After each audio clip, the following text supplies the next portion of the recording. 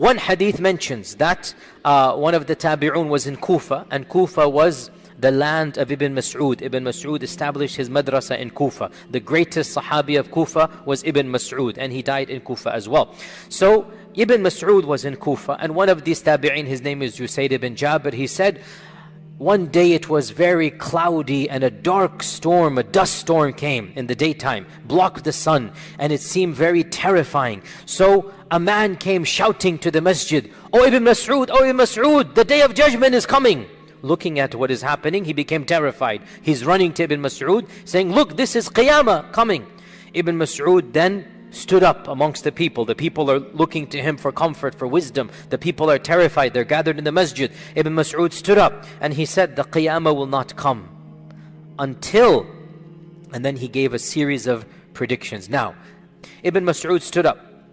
By the way, this hadith is in Sahih Muslim, I forgot to mention, and it's a long hadith. Ibn Mas'ud stood up and he said, "The Qiyamah is not going to come until you see these signs." And these signs haven't come, so this cannot be the Qiyamah.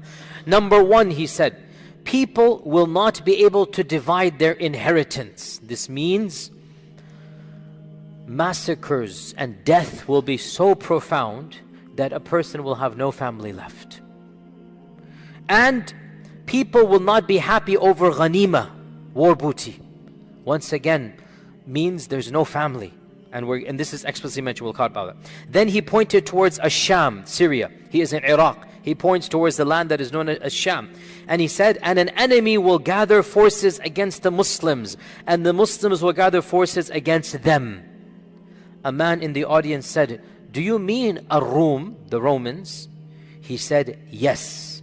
Now the Romans refers to European civilization, the Christian empires. And there's no problem extrapolating the concept of Romans to the modern nations that look up to that empire as being their, if not biological, their theological and their intellectual ancestors. We all know, went over this as well. So the term Roman, Rome, can de facto apply to the majority civilization, the superpowers of our times. So, and by the way, this is interesting because again, these are predictions that we are now seeing taking place. So Ibn Mas'ud said, "Yes, I mean the Romans. And at that time there will be a severe fighting, a fierce fighting.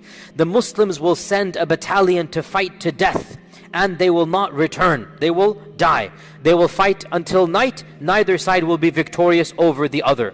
On the second day, the Muslims will send another battalion, and they will fight to death, and they will not return victorious.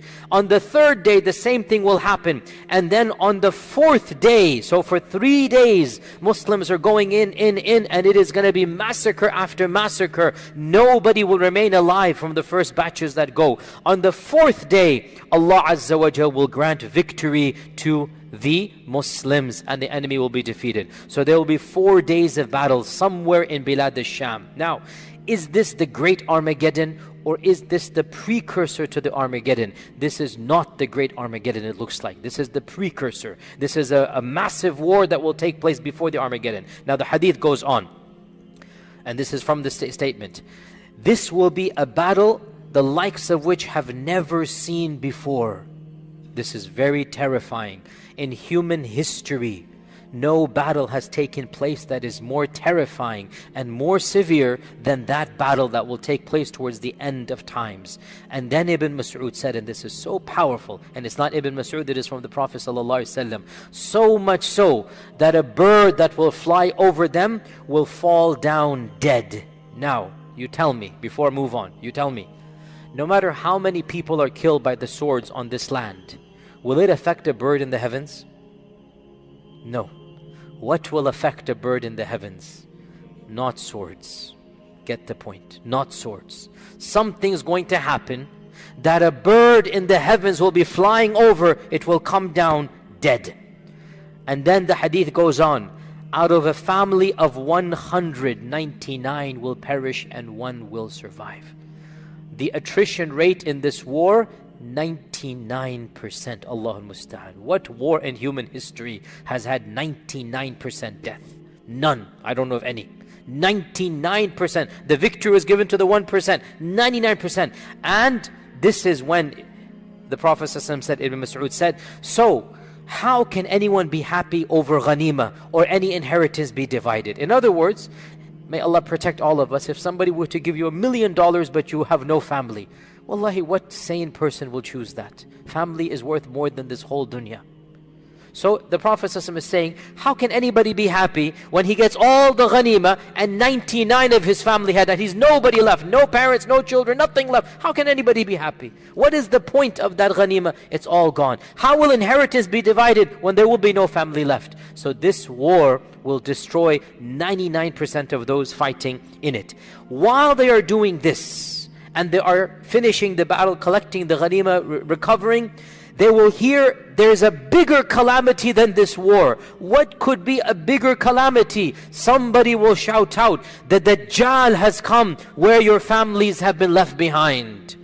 So in that state, tired, bruised, bleeding, but their families are being attacked, whoever is remaining in the land that they left behind, Bilad al-Sham, wherever there is, they will run, they will rush back to that land, and they will discover that it is a lie. It is not true.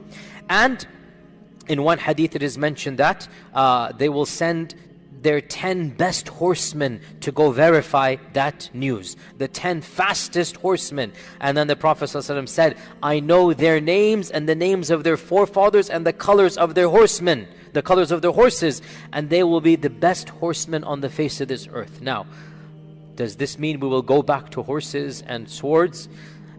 If there is that type of war, in all likelihood we will.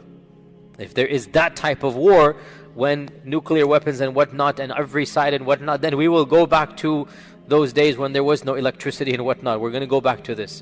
Or is it possible that when the Prophet is saying horse, he means a vehicle? This is also possible. It's not too much of a stretch, and Allah knows best. So this hadith mentions, now does this hadith mention the Mahdi, yes or no? Where? But does this hadith mention the Mahdi? No, it does not. But other ahadith mention that the Mahdi will be the one that will be there when the news comes that the Dajjal is around. So it appears that this big war that is being referenced is a war that the Mahdi will participate in, even though he's not mentioned in this one, right? So it is a war between Ar-Rum and between the Muslims. It is a massive war. Now, many have said this hadith is a reference to the Armageddon. And it could be true. Because here's the point. Is the Armageddon one battle or is it a series of battles? It goes back. If it's only one battle, then in all likelihood that will be Dajjal and Isa ibn Maryam. But if it is a series of major battles, then it makes sense that this hadith in fact is one of those big battles of the Armageddon. Allah knows best.